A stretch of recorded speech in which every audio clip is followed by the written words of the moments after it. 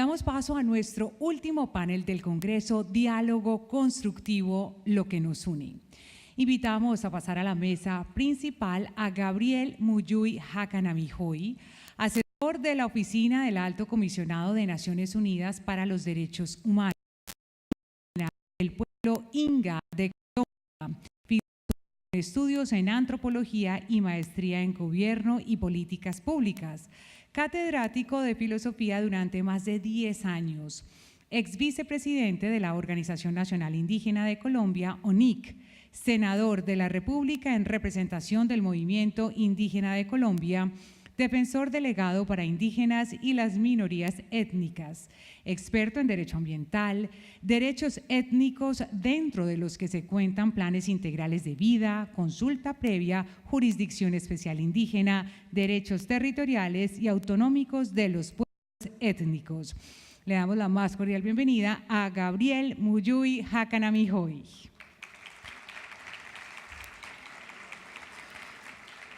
Invitamos a la señora Sandra Liliana Jara Alonso, alcaldesa de Cucunubá, Cundinamarca, profesional en terapia respiratoria con especializaciones en rehabilitación cardiopulmonar, administración hospitalaria, salud ocupacional, garantía de calidad en salud. Se ha desempeñado en varias posiciones de su área de experiencia, dentro de las que se destacan gerente de empresa social del Estado, centro de salud de su municipio, coordinadora de los programas del ICBF y coordinadora de salud ocupacional de la empresa Carboquía. Bienvenida, señora alcaldesa. Invitamos a la señora Verónica Blandón, directora de operaciones del grupo The Bullet, empresa de exploración minera, principalmente de oro, con una experiencia de más de 20 años en Colombia, de donde han nacido importantes proyectos para el desarrollo minero del país, ingeniera geóloga de la Universidad Nacional de Colombia, con una experiencia de 12 años en el sector minero, especialmente en el análisis e interpretación técnica de la legislación minera colombiana. Un cordial saludo a Verónica Blandón. Invitamos al presidente de Cerro Matoso, Ricardo Gaviria, ingeniero civil de la Universidad Javeriana. Estuvo vinculado por más de 25 años a Intercor, inicialmente filial de ExxonMobil, donde inició su carrera en el sector extractivo en los departamentos de producción e ingeniería. Durante varios años ocupó importantes cargos de mercado carbonífero en Europa como gerente de mercadeo de carbón de Intercor y CMC. Presidente de MPX Colombia y Minas Paz del Río, desde diciembre de 2013 asumió la presidencia de Cerro Matoso. Bienvenido, doctor Ricardo Gaviria. Invitamos a nuestro moderador, José Manuel Acevedo, subdirector de Noticias RCN, abogado y profesional en Ciencias Políticas de la Universidad de los Andes, máster en Análisis Económico del Derecho de la Universidad Complutense de Madrid y además participó del curso de Leyes y Economía en la Universidad de Harvard. Ha sido columnista de la revista Semana y del diario Vanguardia Liberal, entre otros medios. Desde 2014 conduce la sección Sí o No de Noticias RCN, en la que se muestran diferentes puntos de vista de temas políticos, económicos y en general de interés nacional. Bienvenido. Muchas gracias. Un gusto estar con ustedes, con estos panelistas tan importantes que tenemos para hablar de uno de los temas cruciales que seguramente desde ayer ustedes vienen abordando, ese diálogo entre nación y territorio.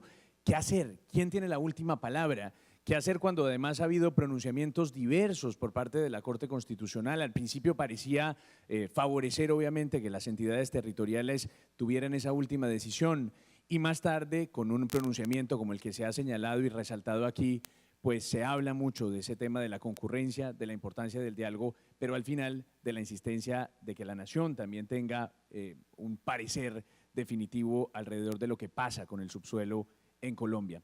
Sin embargo, esa es la teoría y hoy queremos hablar un poco de lo que pasa en la realidad, en el terreno, en la práctica, en ese diálogo entre Estado-Nación, entre entidades territoriales y, por supuesto, empresas que se dedican a la exploración y al trabajo minero.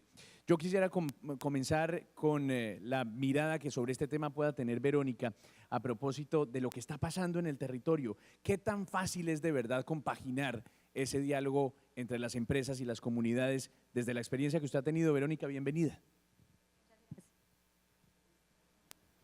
¿Aló? Sí. Muchas gracias. Bueno, pienso que lo más importante y la base para poder tener un diálogo constructivo es la escucha. Y también tenemos que asegurarnos que todos estemos hablando el mismo idioma para poder garantizar un entendimiento.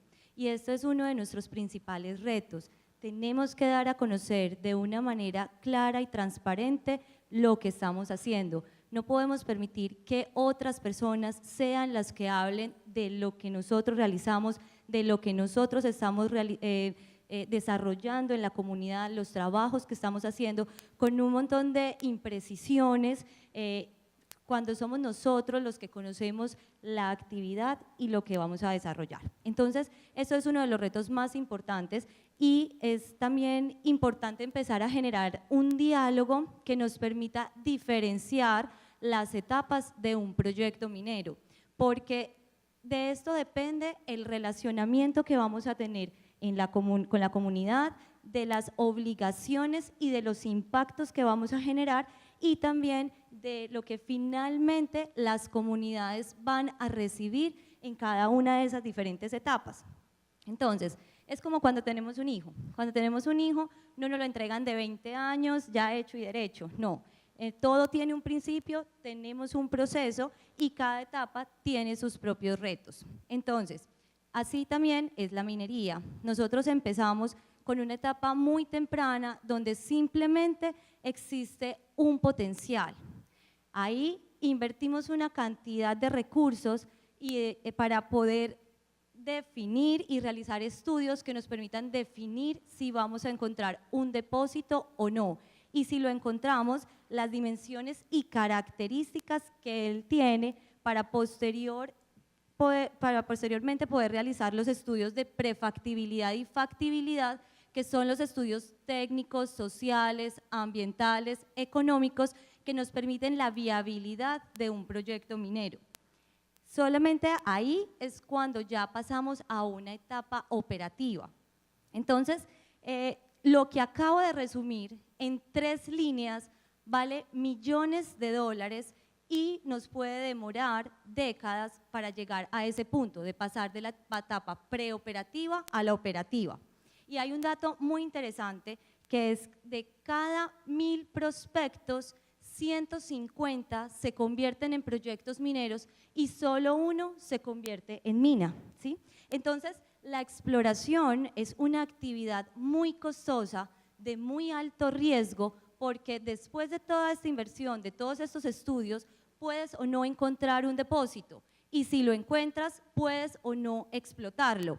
Y adicional a eso, también es una actividad con un retorno de la inversión a muy largo plazo, porque durante la etapa de exploración no estás produciendo un solo gramo de oro, solamente estás invirtiendo. Entonces, a pesar de todas estas complejidades, existimos empresas que creemos y apostamos en la exploración y que buscamos capital extranjero para poder culminar esta etapa.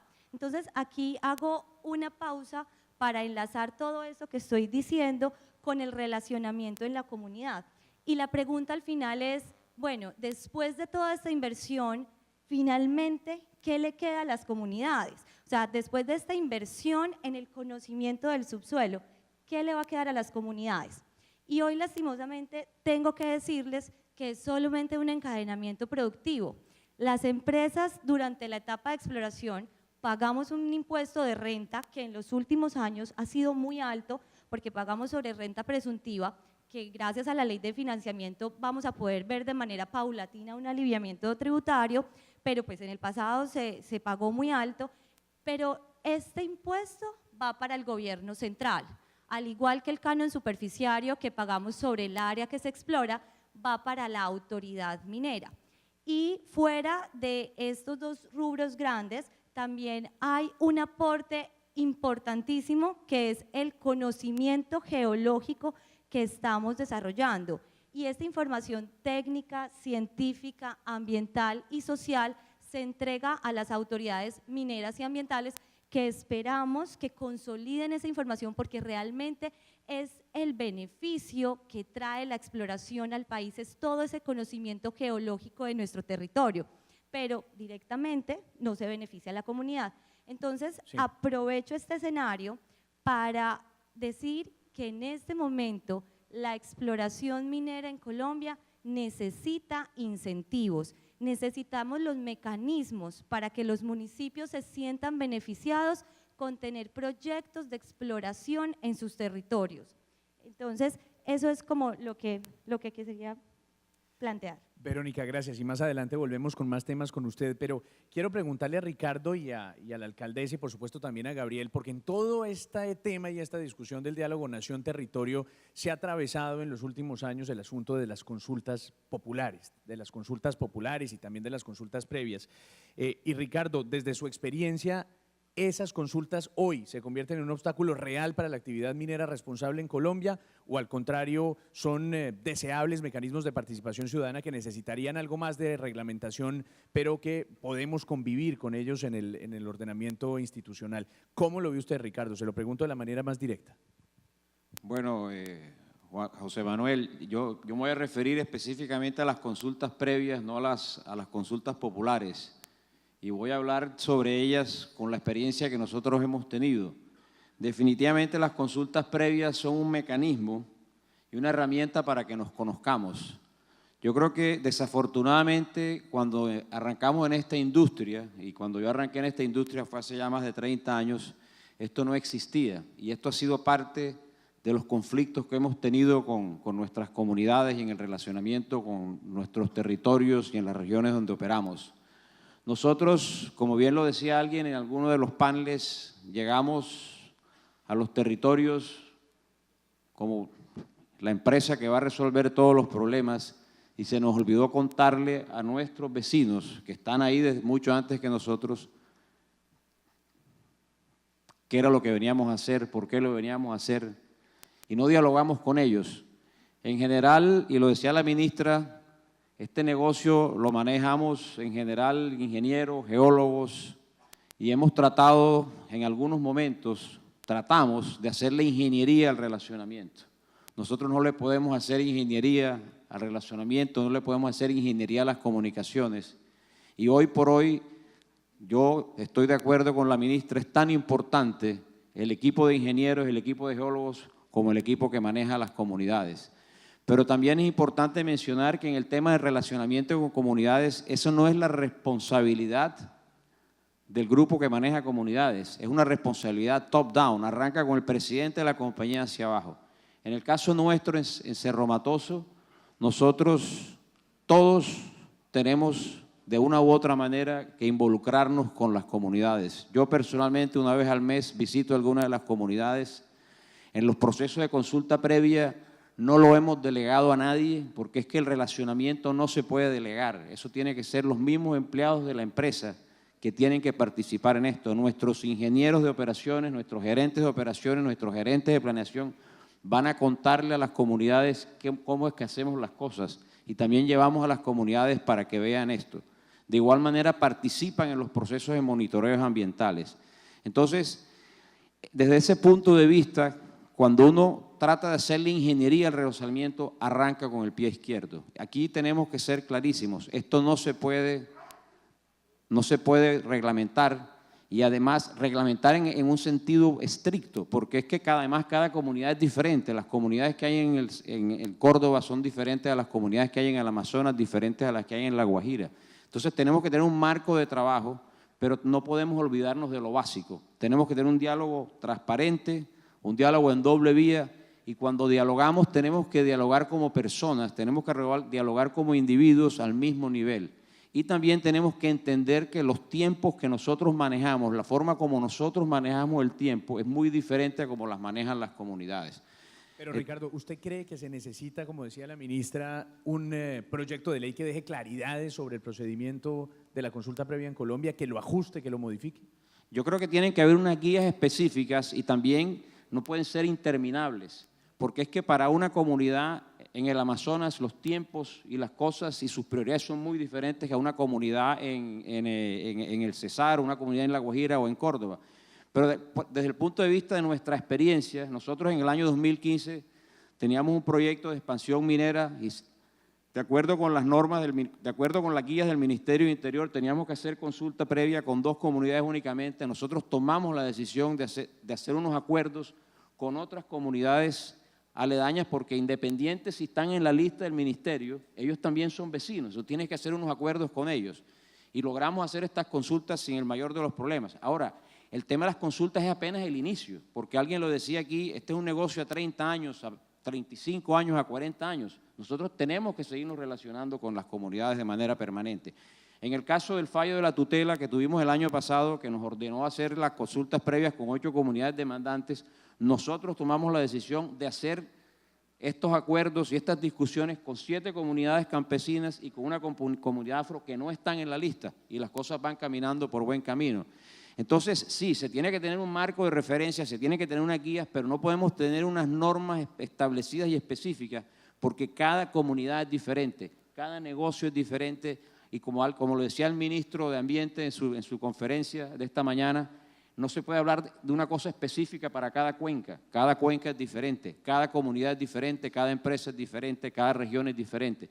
Pero aquí no podemos olvidarnos de nuevo de lo básico.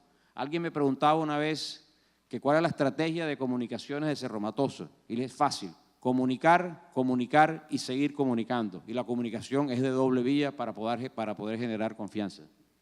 Ricardo, gracias. Quiero darle la palabra a la alcaldesa Sandra Liliana porque su municipio es esencialmente minero, pero también tiene un componente agrícola importantísimo.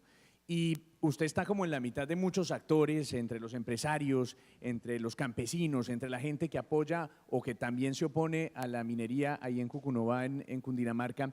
Y le quiero preguntar cómo ha sido esa experiencia. Al final del día, ¿el diálogo es posible sin que se metan unos factores, no diría políticos, porque esencialmente este diálogo sigue siendo político, pero sí politiqueros de intereses particulares que medien ahí, que hagan difícil el resultado final y la conclusión de que todos puedan convivir? ¿Se logra? ¿Es eso posible, alcaldesa?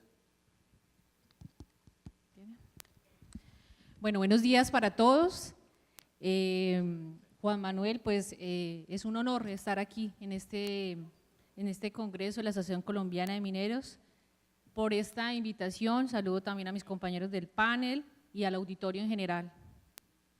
En cuanto a este tema, como alcaldesa del municipio de Cucunova, como primera autoridad de un municipio, es un tema muy crucial, es un tema donde se generan los intereses que defiende uno de una comunidad, pero también un desarrollo de los minerales y un desarrollo de un país. Para nosotros, en este tema, lo más importante es la generación de políticas públicas. La Agencia Nacional de Minería y la Corporación Autónoma Regional son los que otorgan los permisos para poder desarrollar estas infraestructuras o estas obras o estas etapas de exploración. Desde la alcaldía nosotros tenemos el conocimiento de las necesidades porque fueron desarrolladas en un plan de desarrollo y sabemos cuáles son nuestras problemáticas. Ahora, necesitamos también ese conocimiento de parte de la empresa. Como lo decía la ingeniera, hay que conocer, la empresa debe generar un conocimiento con el municipio, donde sea garante, donde nos dé la confianza y nos dé la estabilidad de las cosas.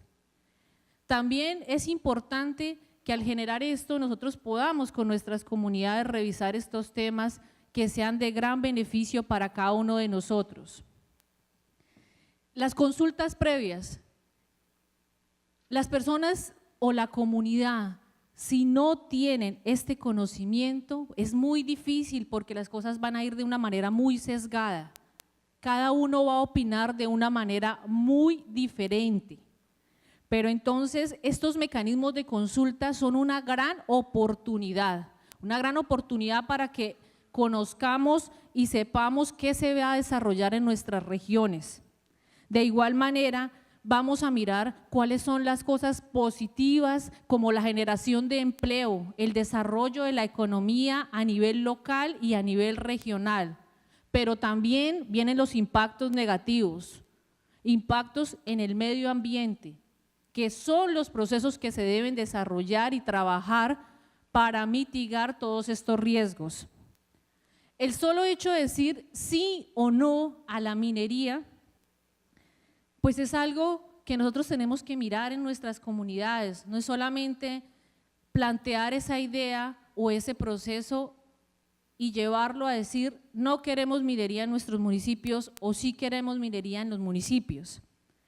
Hay que trabajar de una manera responsable y de esa manera, por medio de la comunicación, es que se llega a un feliz acuerdo, donde se trabaje de una forma técnica, eficiente y segura, porque eso es lo que queremos en nuestros territorios.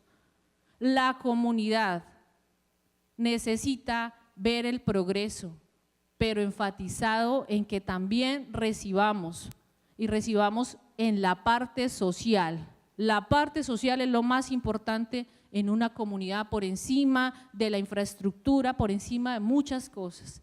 Y la parte social es lo que menos se ve. Es lo que menos se ve reflejada en nuestros adultos mayores, en nuestros discapacitados, en nuestras madres. Por eso es importante. Como lo decía Juan Diego, ¿cómo hemos convivido? Quiero invitarlos a mi municipio. Quiero que vean a Cucunubá, que está ubicada en la provincia de Ubaté, en Cundinamarca. Somos un municipio de 7.500 habitantes, donde la minería es compatible con nuestro municipio, donde es un municipio arquitectónico y que la minería es el primer renglón de la economía de mi pueblo. Es el sustento diario donde un 70% de sus trabajos, donde la comunidad se favorece y donde también le damos empleo a la provincia de Ubaté y a muchas otras personas que se desplazan de diferentes partes de la región.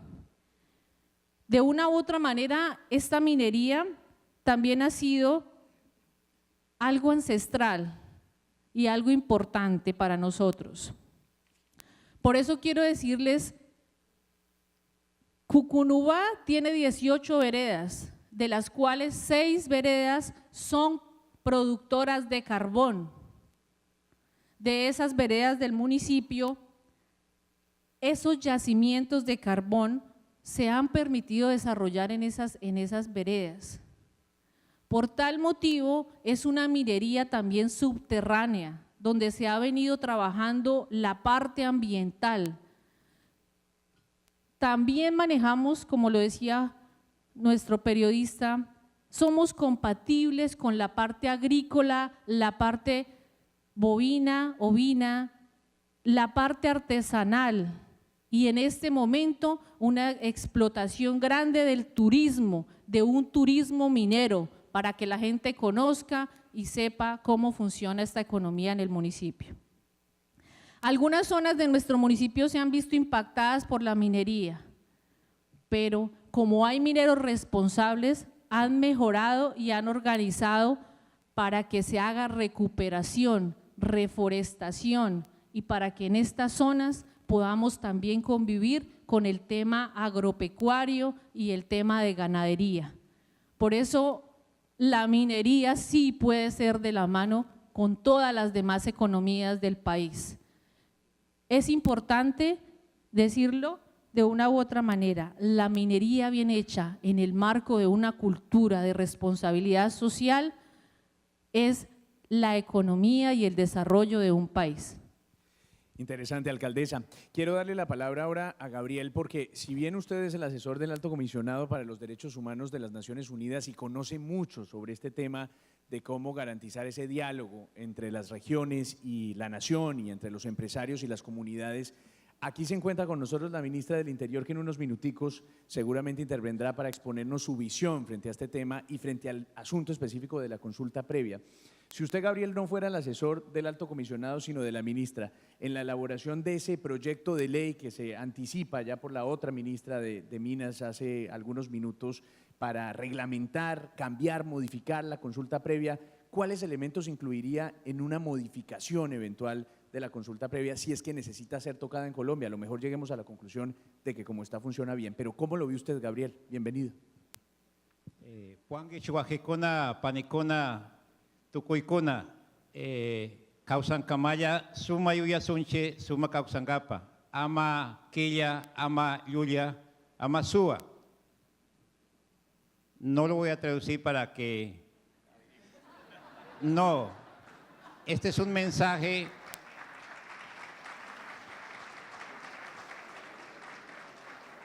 Esto es un mensaje para decirles a todos ustedes que el día que entiendan lo que dije, ese día mejora las relaciones Estado, empresa y comunidades.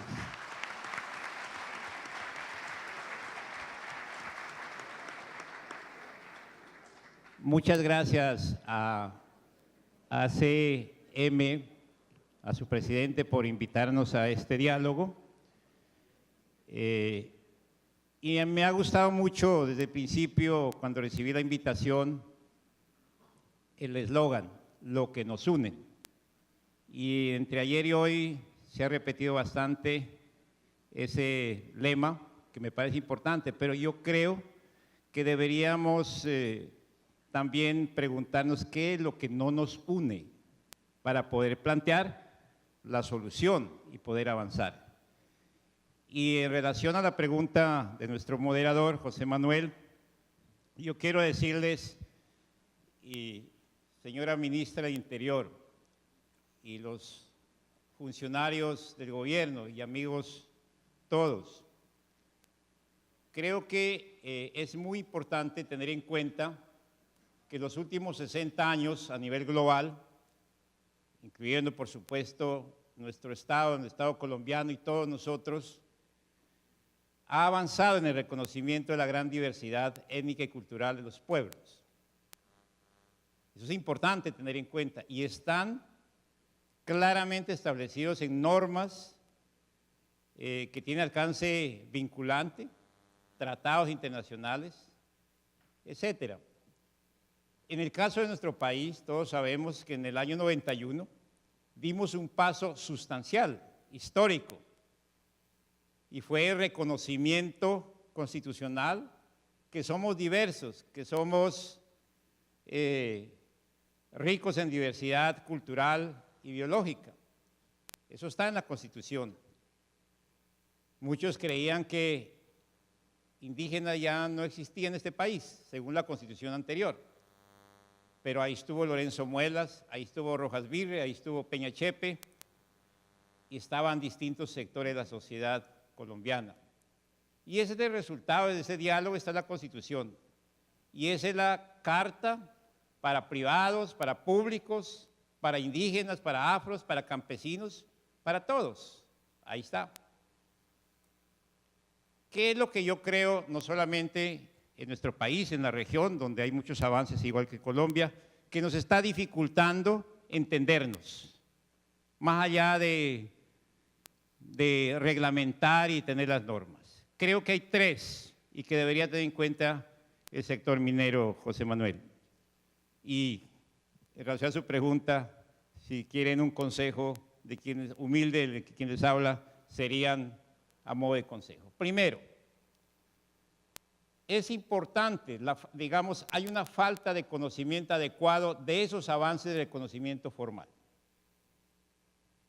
No nos conocemos, ustedes no entienden lo que yo dije y muchas comunidades no entienden el lenguaje de ustedes. Ese es el problema y Ricardo dijo muy bien, tenemos que acercarnos y tenemos que reconocernos en la diversidad, en los derechos.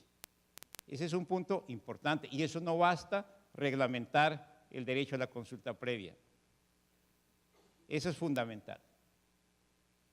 Y eso no se resuelve con un taller, con una conferencia, se requiere un plan de formación sistemática de doble vía a las comunidades, a las instituciones y, por supuesto, en este caso, al gremio minero.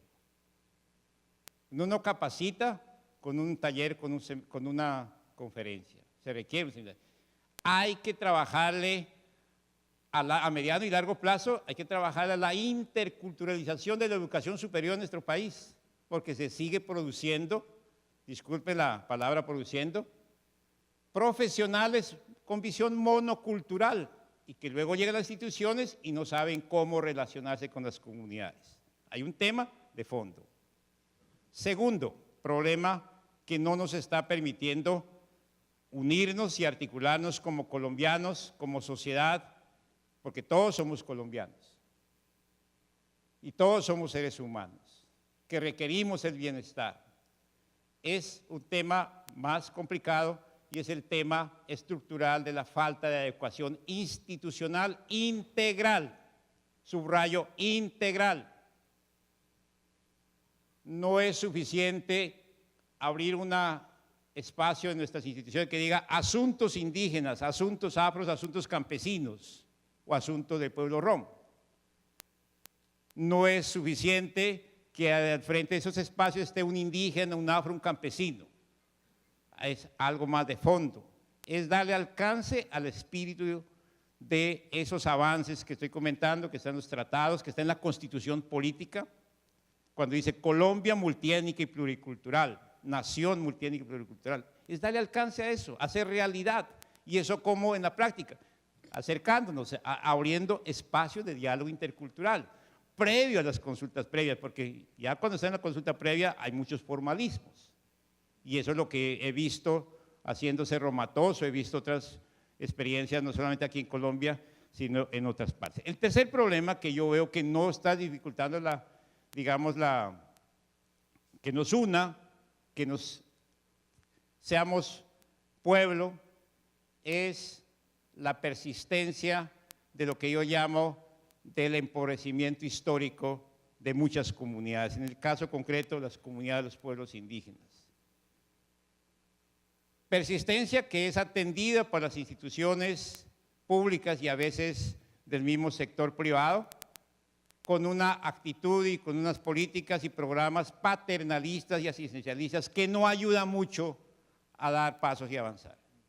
Eso, si no se corrige eso, si sigue con esas políticas, no vamos a avanzar, no vamos a entendernos. Dificulta un relacionamiento intercultural. Sí. Entonces, todos esos tres aspectos que nos está dificultando, tenemos que revisarlo, tenemos que superarlo, más allá de una reglamentación. Concluyo puntualmente en su pregunta.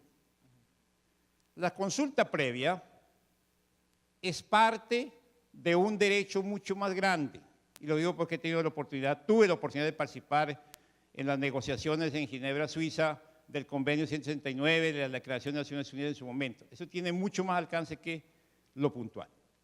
Hace parte del derecho a la libre determinación de los pueblos del mundo y a la autonomía como pueblos.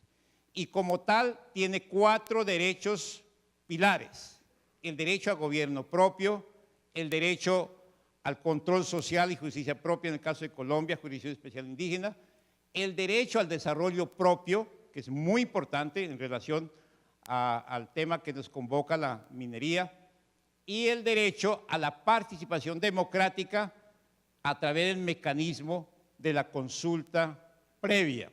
Entonces, menciono estos 4 pilares del derecho a autonomía porque si uno de los 4 pilares no funciona bien, que es lo que pasa con las comunidades en nuestro país, pues no va a funcionar ese pilar que es el derecho a la consulta previa.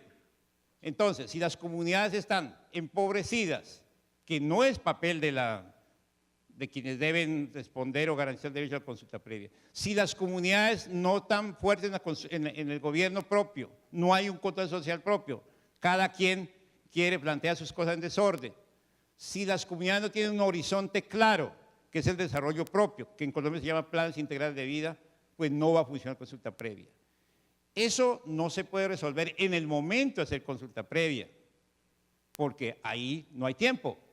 Eso tiene que hacerse previo y tienen que hacer las distintas entidades.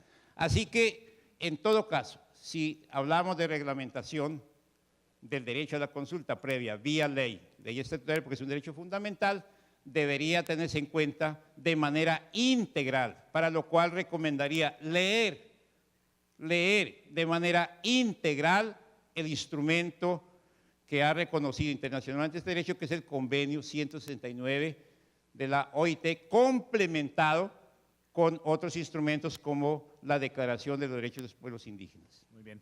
Gabriel, le compro su tesis de que para entender qué es lo que nos puede terminar uniendo vale la pena entender qué es lo que hoy nos separa. ¿Cuál es ese obstáculo fundamental, Verónica, que usted destacaría, digamos, que habría que superar para poder tener un mejor entendimiento entre las comunidades, las empresas, entre el diálogo entre nación y las entidades territoriales? ¿Es acaso el factor de comunicación que mencionaba Ricardo? ¿Es acaso el factor de la ausencia de énfasis social a la hora de abordar estos temas que mencionaba la alcaldesa? Los elementos que muy interesantemente nos ha explicado Gabriel, ¿o cuál es el suyo? Si usted pudiera identificar uno solo, un obstáculo, ¿a cuál le pondría más atención en estos momentos? Definitivamente la comunicación. Pienso que lo que hoy nos separa, si trabajamos en una comunicación clara, transparente de lo que hacemos, va a ser lo que mañana nos va a unir. Y también creo que lo que hoy nos une debe ser el orgullo de ser mineros, el orgullo de estar aquí, el orgullo de defender esta actividad y trabajar por y para el sector minero colombiano en un entorno de una minería responsable, ambiental y social. Ricardo, y además de ese factor de comunicación, ¿usted encuentra algo más que haya que hacer de manera urgente? Bueno, voy a de pronto para responder la misma pregunta que le hiciste a Verónica sobre cuáles son los desafíos. Nosotros pues en Cerro Matoso pues tenemos una experiencia muy positiva con el tema de las consultas y la verdad es que lo hacemos lo hacemos con entusiasmo, es parte de nuestro ejercicio. Pero sí tenemos un desafío y el desafío que tenemos son los intereses particulares de agentes externos que aparecen tratando de influenciar de alguna manera para tener algún beneficio propio y entonces yo diría que esos son los desafíos que nos enfrentamos, pero en la medida que las consultas las hagamos directamente con las comunidades sin intermediarios, donde el interés común va por encima de cualquier interés particular, las cosas van a ir fluyendo. La otra pregunta que me hiciste, ¿cuál fue, Juan Manuel? No, Ricardo, justamente eso, digamos, ¿cuál es el obstáculo a superar de manera inmediata para tratar de mejorar ese diálogo entre nación y territorio y empresas para y los mí, actores? En el caso particular nuestro, ese ha sido pues nuestro gran desafío, pero trabajar con las comunidades, como es un tema que nosotros, el tema de trabajo con las comunidades, el tema de relacionamiento social, eso es parte integral de nuestro plan estratégico. Normalmente cuando se montan proyectos, se monta el proyecto y al final se llama al grupo de comunidades, oye, ¿cómo vamos a trabajar esto? No, hay que meter ese tema desde el principio. Y siguiendo con algo que decía Gabriel sobre el tema de la academia y de las universidades, cuando yo fui a la universidad hace un poco de años, apareció una materia rara que se llamaba ingeniería ambiental, esto es hace más de 30 años, y no era una materia obligatoria, era de estas electivas. Y yo creo que hoy a todas las escuelas de ingeniería, de geología, a todas las escuelas técnicas hay que empezar. Yo le invito a la academia a que por lo menos le dé por lo menos en 2 semestres tengan una asignatura que esté relacionada con estos temas, porque de nuevo los temas técnicos, y lo decía algún panelista ayer, se resuelven. Los temas técnicos en general son binarios. Se resuelven con ingeniería, se resuelven con matemáticas, hay experiencia, pero estos temas tienen que ver con comportamiento, tienen que ver con tradiciones, como lo decía Gabriel, no le entendemos, ninguno de nosotros entendió lo que él nos dijo al arranque de su conversación y eso no se resuelve con fórmulas ni con trabajos de ingeniería. Entonces la invitación a la academia es esa, así como hace 30 años apareció una materia rara que se llamaba ingeniería ambiental, démosle a los estudiantes hoy, por lo menos durante 2 semestres, trabajemos estos temas. Alcaldesa, aquí sigo viendo a la ministra del Interior muy juiciosa, tomando nota y poniendo atención a cada una de sus intervenciones. Y quiero repetir un poco la fórmula que le planteaba Gabriel. Usted que está en territorio, desde el punto de vista vivencial, desde el punto de vista de la experiencia, ¿qué trataría de corregir en ese entramado legal que hoy nos rige en Colombia para que las cosas fueran más fluidas, para que funcionaran mejor, si hubiera algo que cambiar? Bueno, yo veo que uno de los grandes problemas desde el municipio, desde todos los municipios, es el tema de formalización minera. El tema de formalización minera debería ser más ágil. El tema de las licencias ambientales. Queremos ser legales y la comunidad y las empresas es algo que ha perdido poco a poco ese tema y como esa parte de desconfianza. Es tan complicado ver que todavía muchas empresas mineras solicitan su licencia ambiental después de 15 años y todavía no son otorgadas. Entonces, ese es un obstáculo que desde el gobierno nacional se debe atacar, la agilidad para que nos formalicemos todos, porque en el momento que no hay una formalización, no hay una licencia, entra la ilegalidad y la gente a operar de una manera que no es la correcta. Ese es el mayor sufrimiento que tenemos nosotros los municipios mineros, en el tema de que no hay agilidad en ese tema.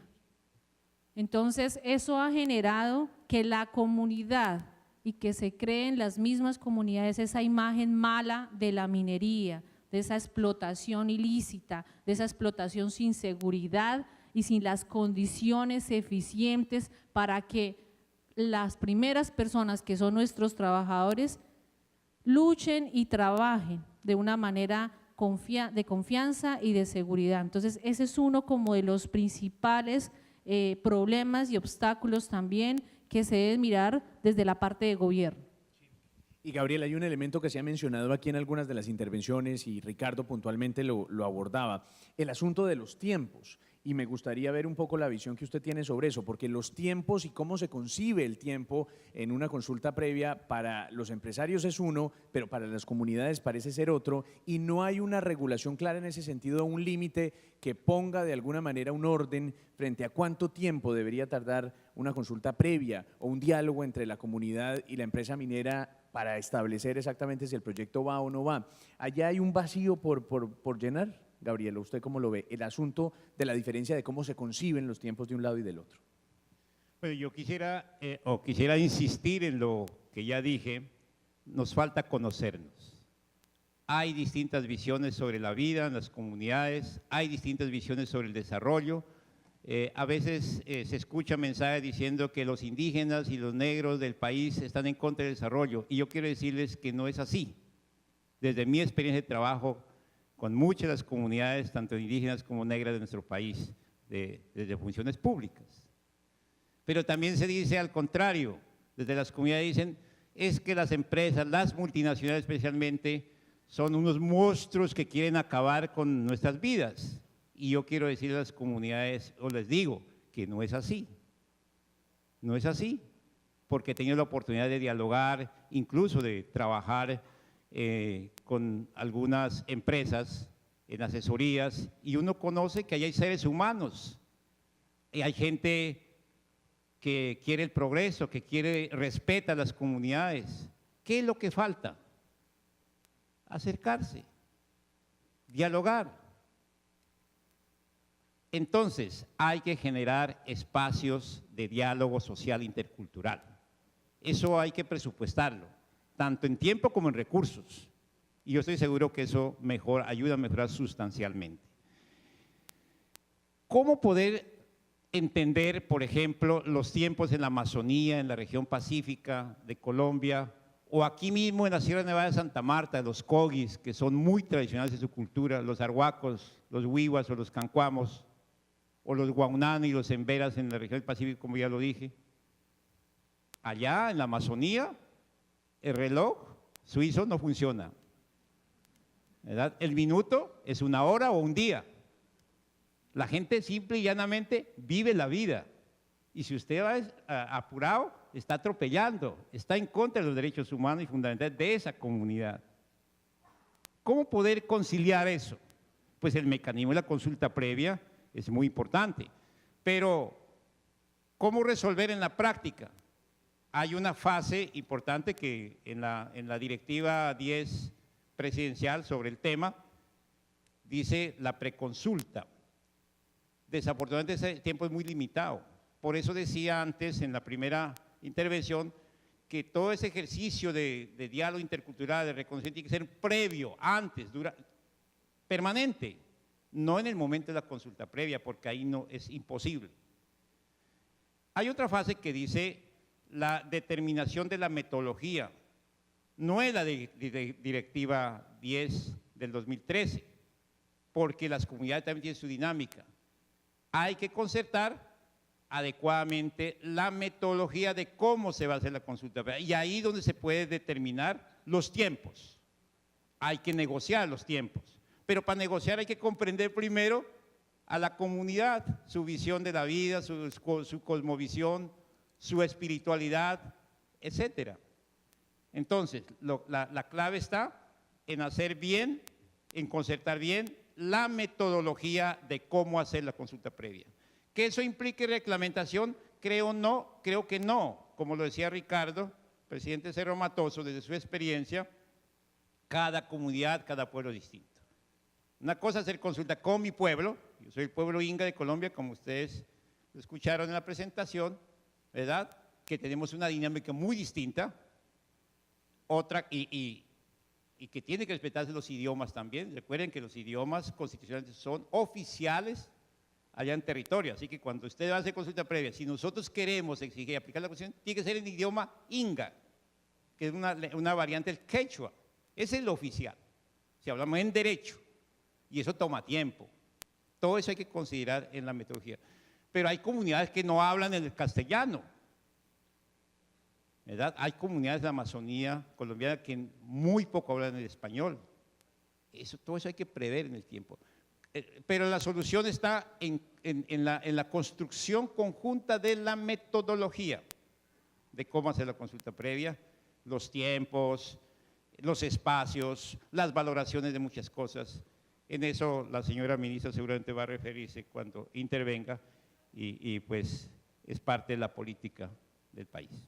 Gabriel, gracias. Nos quedan unos minutos más y ya hemos insistido en los defectos, en los vacíos, en los obstáculos. Pero como lo decía Gabriel también en su primera intervención, este es un país distinto que ha cambiado, que ha evolucionado para dar mayores garantías y mayor integración entre las comunidades indígenas, afrodescendientes y por supuesto la empresa privada y el resto de colombianos. Si ustedes pudieran destacar, ahora ya no el obstáculo y el vacío y el error, sino lo que hemos hecho bien para tratar de potenciarlo todavía más, ¿cuál sería también ese elemento a modo de conclusión? Cada uno de ustedes me gustaría que lo pensara y que nos lo dijera a propósito de cómo poder mejorar, digamos, las cosas, pero a partir de una visión positiva de lo que sí se viene haciendo bien, de una buena práctica que tendríamos que seguir implementando y potenciando, ojalá. Verónica.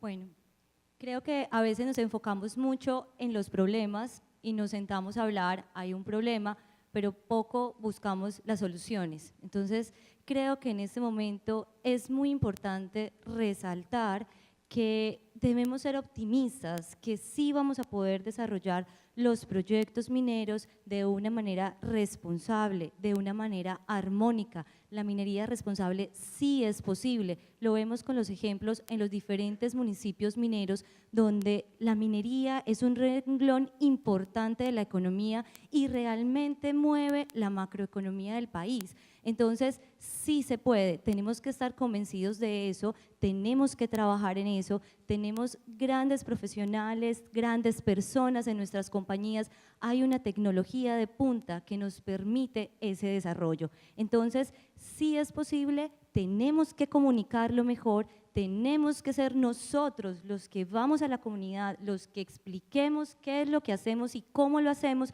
para poder llegar a ese desarrollo. Alcaldesa, muy brevemente, una cosa que estemos haciendo bien para replicarla, ojalá en el resto del país, de su experiencia en Cucunúa. Bueno, de mi experiencia, decirle que gracias a las regalías del carbón, el municipio progresa. gracias a ese incentivo de las regalías, gracias a esas regalías directas y a esos recursos que llegan al municipio. Mi municipio es favorecido en el tema de saneamiento básico porque hemos invertido en el alcantarillado del municipio, que es algo que es el progreso del pueblo. Hemos invertido en vivienda, que es algo básico, y hemos invertido en el tema deportivo en nuestros campos, que es el tema también enfocado a la educación. Por eso quiero decirles que hay que luchar para formalizarnos, hay que luchar para que en el territorio esté el gobierno, para que nos ayude a que las cosas sean ágiles y de esta manera agradecer, porque con esos recursos que se generan del carbón, los municipios de esta categoría, como el que yo represento, esa plata es un incentivo grande para favorecer nuestras comunidades y para que todo sea de progreso y se pueda concertar con nuestra comunidad. Muy bien, Ricardo, su última respuesta sobre este tema. Bueno, yo creo que en el caso particular de Cerro Matoso, nosotros lo primero que hicimos en el año 2013, cuando tuvimos unos bloqueos en las comunidades por allá en octubre, si la memoria no me falla, es reconocer públicamente que nos habíamos equivocado. Eso lo hicimos bien y yo creo que se requiere humildad para hacer eso y partimos de esa base y con eso logramos montar y definimos una alianza por lo social. Nosotros definimos una alianza por lo social a final del 2013, a principios del 2014, pero esto lo definimos nosotros de la mano con las comunidades, de la mano con el DPS, de la mano con agentes del gobierno, de la mano de entes garantes y por supuesto con las alcaldías de los 4 municipios donde nosotros operamos. Esa alianza por lo social es una historia positiva para contar y otras empresas en el país se la han copiado, les hemos ayudado, les hemos dado los puntos que nosotros tratamos ahí y estas empresas están trabajando en esa dirección. Esta alianza por lo social, de nuevo, como lo mencionaba, esto no es un tema de 5 años ni de 4 años. Nosotros, Cerro Matoso, cuando se consiguió Cerro Matoso, se pensó que iba a durar 25, llevamos 35 años operando y esperamos seguir operando por muchos más años, pero de nuevo, de la mano de nuestros vecinos. Como lo he dicho yo en otros foros, nosotros tenemos que ver esto de una manera muy sencilla. Es mucho mejor tener un buen vecino que un buen amigo lejos. Muy bien, finalmente, Gabriel, adelante. Bueno, para no dejar en el ambiente que no nos entendemos, quisiera traducir lo que dije al principio, para que podamos entendernos.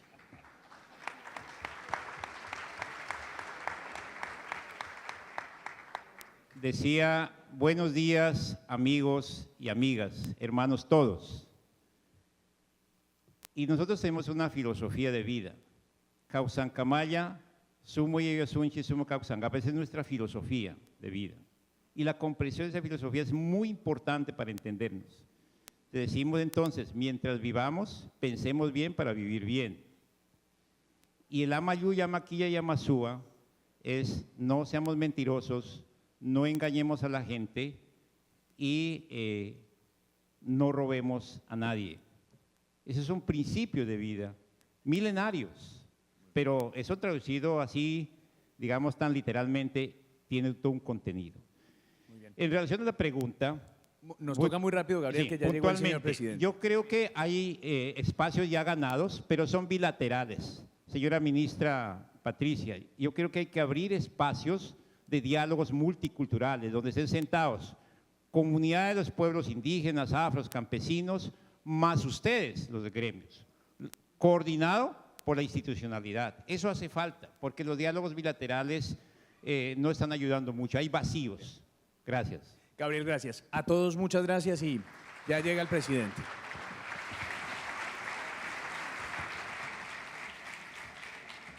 Muchísimas gracias a nuestros panelistas y a nuestro moderador por las intervenciones.